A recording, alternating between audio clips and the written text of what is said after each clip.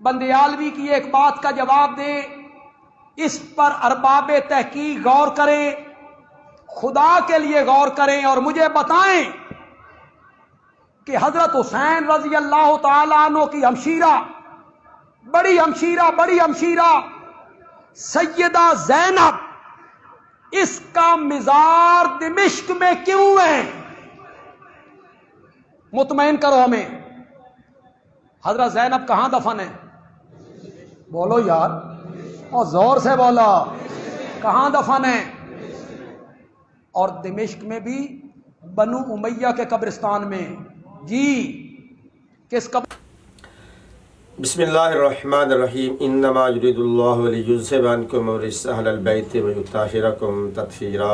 अल्लाहुम्मा सल्लि अला मुहम्मद व आलि मुहम्मद व अज्जल फरज आलि मुहम्मद। अज़ीज़ान मोहतरम बिरादर ईमानी, बिरादर इस्लाम, नवासिब की तरफ से यजीद का वकील अताउल्लाह बंदियालवी अक्सर आपको सोशल मीडिया पे अहले बैत की शान में गुस्ताखी और अहले बैत के मुकाबल बनु उमैया और बनी उमैया के खानवादे के अफराद को लाकर नाज़ेबा गुफ्तगू करना उसको विरसे में मिला है, क्योंकि उनकी खून की तासीर ही ऐसी है जिसका वो वक्तन फ़वक्तन इजहार करता रहता है और शियान पे वो अक्सर अपनी तरह ताबड़तोड़ हमले करता है। अल्हम्दुलिल्लाह हम मोहम्मद व आले मोहम्मद के मानने वाले उनके तमाम तर जवाबात, सवालात के जवाबात, एतराज़ात के जवाबात देते चले आ रहे हैं। आज भी हम जिस बात का जवाब देने के लिए आए हैं वो ये कह रहा है कि वो अपने क्लिप्स में कोशिश कर रहा है कि अहले बैत पैगम्बर की बनु उमैया से रिश्तेदारी, कौन किसका बेटा था, उसकी बेटी थी, उसका बेटा था, उसका फ़लाँ से फ़लाँ ये रिश्ता था, ऐसे वो करते करते जाल बिछा रहा है। हालांकि रिश्तेदारी काम नहीं आती, करैक्टर और किरदार काम आता है। रिश्तेदारी काम नहीं आती, करैक्टर और किरदार काम आता है। जैसे कि जनाब आदम के दो बेटे, दोनों के अलग अलग करैक्टर, अलग अलग किरदार। हाबील मकतूल है और काबिल कातिल है। अब रिश्तेदारी दोनों की आदम से है, लेकिन नहीं, यहाँ पे करैक्टर देखना पड़ेगा। इस तरह और अगर आगे बढ़े तो आसिया ज़ने फ़िरौन है, फ़िरौन का अपना करैक्टर है, आसिया मोमिना है। इस तरह लातदाद ऐसे करैक्टर हैं जो मैं अगर आपके सामने पेश करूँ तो तवील वक्त दरकार है। बहरहाल वो किरदारों को एक तरफ नहीं जा रहा है, वो रिश्तेदारी की तरफ जा रहा है, ऐसी बात नहीं है। अच्छा, हम अब आगे बढ़ते हैं कि वो ये कहता है कि रिश्तेदारी बनाते बनाते कि सवाल हमसे कर रहा है कि बीबी ज़ैनब सलामुल्लाह अलैहा यानी ज़ैनब बिनते अली की कब्र इधर कह रहे कि शाम में, दमिश्क में क्यों है? इसलिए है कि रिश्तेदारी थी, वहाँ पे बीबी नहीं। ये वो हकायक से पर्दा, हकायक पर पर्दा डाल रहा है, हकायक लोगों से छुपा रहा है। बीबी की दमिश्क में कब्र की वजह तस्मिया, वजह इल्लत और गाया ये है कि वाक़या करबला के बाद साल बराबर बीबी कैद में रही यजीद की। फिर कैद के बाद बीबी करबला से होती हुई मदीना गई। मदीना में बीबी एक साल रहने के बाद वापस शाम दमिश्क इसलिए जा रही है कि दमिश्क में जब बीबी कैद थी तो कैद के दौरान कुछ खानवादे रसूल के बच्चे और कुछ बच्चियाँ, जिनमें बिलखुसूस इमाम हुसैन की शहज़ादी, इमाम हुसैन के सीने का तवीज़, दिल का सरूर और सुकून, जनाब सकीना बिनतुल हुसैन जो कि फ़ातिमा कुबर सुगरा के नाम से भी याद किया जाता है, और ये बीबी सकीना जो 4 साल की मासूमा थी, इसका इंतकाल यजीद की कैद में हुआ था। बीबी की शहादत हुई थी और वहीं पर इमाम सज्जाद ने वहाँ पर दमिश्क में दफना दिया गया था।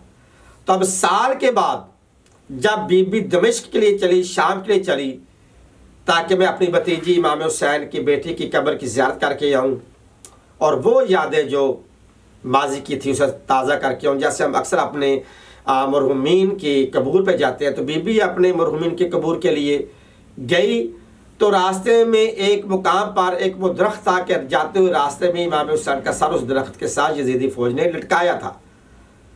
और एक जब पड़ाव पड़ा उसके करीब तो बीबी ने पूछा अपने भतीजे चौथे इमाम ज़ैनुलआबिदीन से कि बेटा यहाँ पे वो एक दरख्त था जहाँ पर आपके बाबा का सर लटकाया गया। हाँ पुप्पी अम्मा, वो फलां मुकाम पे, बेटा मुझे वहाँ पे ले चलो।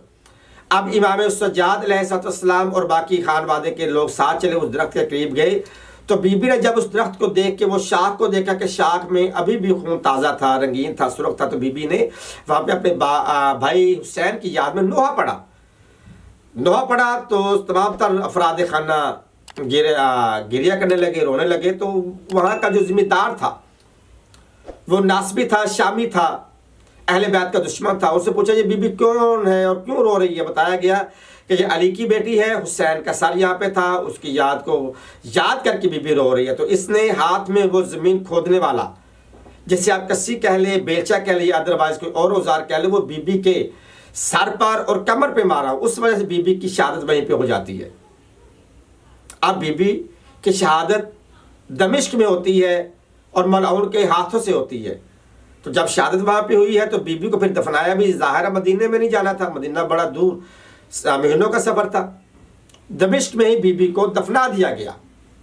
अब आगे बंदियालवी फिर एतराज़ करता है कि बीबी को बनु उमैया के कब्रिस्तान में क्यों दफनाया गया? रिश्तेदार थी तो दफनाया गया, या फिर हकायक पर पर्दा डाल रहा है। जब बीबी का शहादत हुई तो बीबी की एक कब्र बीबी से पहले बीबी की भतीजी इमाम हुसैन की बेटी जनाब सुकैना की थी, और दूसरी कब्र उस इलाके में, उस अहाते में अली की बेटी ज़ैनब बिनते अली की थी।